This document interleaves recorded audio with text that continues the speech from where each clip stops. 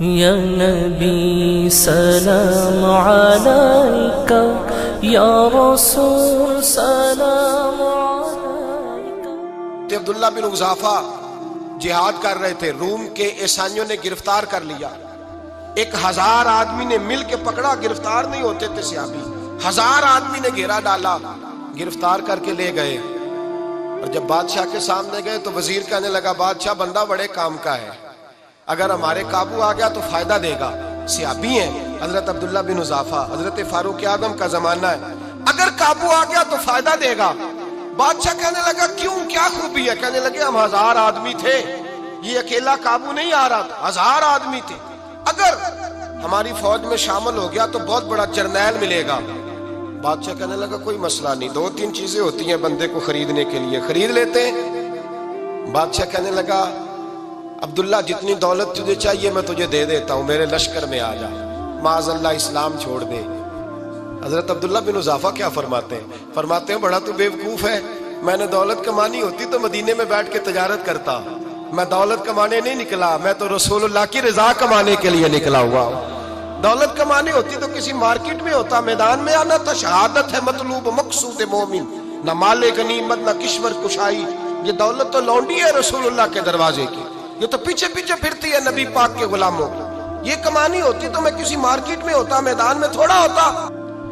عبداللہ بن حذافہ سے ایک دوسری چال چلی، کہنے لگے میاں عہدہ جو تجھے چاہیے، میں بادشاہ ہوں، میرے نیچے جو عہدہ تو کہے گا وہ تجھے مل جائے گا۔ حضرت عبداللہ بن حذافہ کہنے لگے شاید تجھے پتہ نہیں میری تعریف کیا ہے، شاید تو جانتا نہیں میری تعریف کیا ہے۔ کہا صاحب کی کیا تعریف ہے؟ کہنے لگے میں رسول اللہ کا صحابی ہوں، اور کائنات میں سب سے بڑا عہدہ مصطفیٰ کے صحابی ہونے کا عہدہ ہے۔ صحابہ وہ صحابہ تھے جن کی ہر صبح عید ہوتی تھی، خدا کا قرب حاصل تھا، نبی کی دید ہوتی تھی۔ فرمایا میں نے حضور کے جلوے دیکھے ہوئے ہیں، مجھے عہدے کی ضرورت ہی نہیں، اور میں نے عہدہ لینا ہوتا تو میں سیاست کرتا، میں تو شہادت لینے نکلا ہوں میدان میں، عہدے کا میں نے کیا کرنا ہے؟ اب بادشاہ کہنے لگا اسے قتل کر دو۔ وزیر کہنے لگا نہیں، ایک بات اور ہے، مجھے ایک چال اور چلنے دو۔ کہا وہ کیا؟ کہنے لگے میری بیٹی بڑی خوبصورت ہے، مجھے موقع دو، اپنی ہی بیٹی کو سجا بنا کے، وہ جوان جس کی جوانی اتنی بڑی ہے کہ 1000 آدمی مقابلے میں کھڑا نہیں ہوتا، اس جوان کے کمرے میں رات کی تنہائی میں بنا سوار کے بی بی کو بھیجا۔ وہ بی بی کہتی ہے میں ساری رات بن سور کے اس صحابی کے کمرے میں بیٹھی رہی، لیکن یہ کیا شخص تھا، ساری رات ہی مسلح پہ بیٹھا رہا، ساری رات ہی، کچھ دیر تھک جاتا تو یہ کریم رسول پہ درود پڑھنا شروع کر دیتا۔ بی بی کہتی ہے سحری ہو گئی تو میں نے چھو کے دیکھا کہ انسان ہے کہ جن ہے، یہ بندہ ہے کہ فرشتہ ہے، چھو کے دیکھا۔ کہنے لگے پیچھے ہٹ جا۔ میں نے کہا میں نے تو سنا تھا تو 1000 کے مقابلے میں ہے، اور تو اتنا بے حس ہے کہ بنی سوری دلہن بیٹھی ہے، تو نے نظر نہیں کی؟ عبداللہ بن حذافہ، بی بی کہتی ہے نظر پھر نہیں اٹھائی، نظر پھر جھکی ہوئی ہے۔ کہنے لگے بی بی میں مجبور ہوں، اب میرے اوپر کوئی حسن نہیں چلتا، میں نے جلوہ والضحیٰ کا دیدار کیا ہوا ہے، اب میری نگاہوں میں جچتا نہیں کوئی، اس لیے کہ جیسے میرے سرکار ہے ایسا نہیں کوئی۔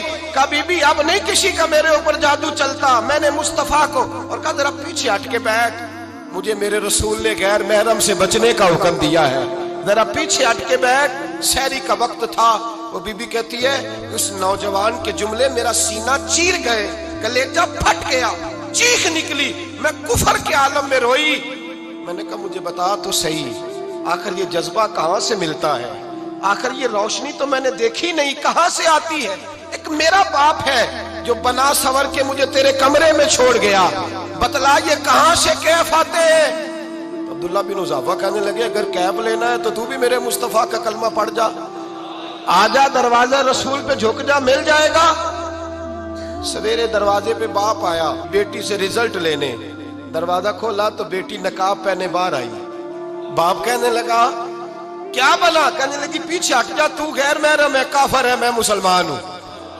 اس نے کہا کیا ہوا؟ کہنے لگی تیرے جیسے کو باپ کہوں، تیرے جیسے کو جو مجھے استعمال کر رہا تھا، میں تجھے باپ نہیں مانتی، میں اب رسول والی ہو گئی ہوں، میں حضرت فاطمہ کی کنیزہ ہو گئی ہوں، میں اب نبی کریم کی خادمہ ہوں، خبردار میرے قریب نہ آنا۔ یہ دعو بھی ناکام ہوا۔ اب حضرت عبداللہ بن حذافہ کے سامنے موت کھڑی کی، ایک کڑا میں تیل گرم کیا، کہنے لگے تجھے اس میں جلایا جائے گا۔ حضرت عبداللہ بن حذافہ رضی اللہ تعالیٰ عنہ جب جلنے کے قریب ہوئے تو رونے لگے۔ روم کا بادشاہ کہنے لگا شاید ڈر گیا ہے، کہنے لگے اب سمجھ آئی ہے، اب تجھے پتا چلا ہے، چلا آ جا۔ حضرت عبداللہ بن حذافہ کہنے لگے تو کافر ہے، تیری کافروں والی سوچ ہے، اس لیے نہیں رویا کہ موت سے ڈر گیا ہوں، میں تو اس لیے رویا ہوں کہ ایک جان ہے، وہ نبی پاک پہ قربان ہو رہی ہے، کاش رب مجھے 1000 جان دیتا، میں ساری مصطفیٰ پہ قربان کر دیتا۔ فاضل بریلوی فرماتے ہیں کروں تیرے نام پہ جاں فدا، نہ بس ایک جاں 2 جہاں فدا، اور میرا 2 جہاں سے بھی نہیں جی بھرا، میں کروں کیا کہ کروڑوں جہاں نہیں۔ میاں صاحب فرماتے ہیں وہ کچا رنگ للاری والا جیڑا چڑھدا لیندا رہندا، اے عشق تیرے دا رنگ محمد چڑھ جائے پھر نہیں لیندا، عشق تیرے دا رنگ محمد چڑھ جائے پھر اے نہیں لیندا۔ میرے بھائی وہ روم کا بادشاہ کہنے لگا دنیا میں نے بھی بڑی دیکھی ہے، پر جیسے پاک صاف مصطفیٰ کے غلام دیکھے ایسا میں نے کوئی نہیں دیکھا۔ او بھائیو، نظر پاک ہو، روح پاک ہو، مزاج پاک ہو، پھر انسان بڑے بڑے کام کرتا ہے، پھر وہ مہمات کو سر کرتا ہے، پھر وہ صرف ایک گھر کے لیے نہیں، وہ ملت کے لیے فائدہ مند ہوتا ہے، پھر وہ گھرانوں کو لے کر چلتا ہے، پھر وہ بڑے بڑے معاشرے تشکیل دیتا ہے۔ میرے رسول کریم صلی اللہ علیہ وسلم نے پاک صاف ذہن کے لوگ تیار کیے۔ حضرت مرثد فرماتے ہیں میں ایک عورت پہ عاشق تھا، جب کلمہ پڑھا نبی پاک نے میری پشت پہ ہاتھ پھیرا، میں نے کہا حضور کوئی نصیحت؟ نبی پاک نے فرمایا نظر کو پاک رکھنا۔ آپ فرماتے ہیں عورتیں میرے پیچھے بھاگا کرتی تھیں اور مجھے کہا کرتی تھی اب تو دیکھتا کیوں نہیں؟